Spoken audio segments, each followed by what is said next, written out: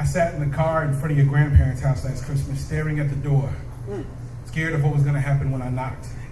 I was afraid that I'd recognize the look on your face as the look of a child who didn't even recognize the man in front of him.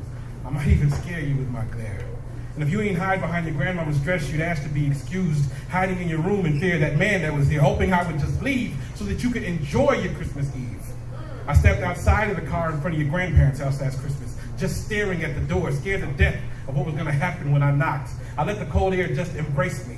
I let it prepare me for the reception I anticipated I'd be receiving. I stood there believing that upon my entry, my lungs would freeze from the cold and I'd be caught in the crosshairs of your contempt, exempt from your love and respect as a result of my absence, my abstinence, my paternal abstinence, and my neglect. I wonder how long you waited for me. Sat quiet during my daddy does this conversations, been exempt from all the father and son of invitations. Years of my paternal deprivation left you my Telemachus forsaken while I went on vacation for being a man. And every cat I condemned for not being there for their child served as no less than my reflection. You needed my protection from a world that does not love you like I do or should have.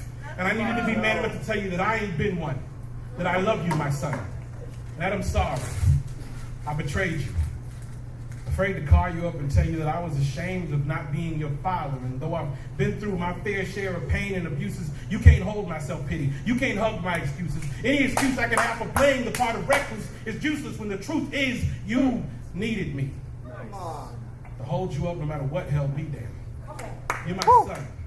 You're my God-given legacy, more than an unfortunate situation, more than even my life validation. Since you've been born, I've been so very proud of you, so I decided that without any further hesitation, I'd step through that door and say the following. Be the kind of man you want your daughter to bring home. Nice. Condone no less than the best from you, yourself, and those you know can achieve it. When someone gives you a compliment, receive it. When someone tells you that nothing, believe it. But don't rest on the weight of an accolade because it will only slow you down. Live every day of your life no less than living your life with the faith of a lover, the conviction of a bullet, and the patience of death.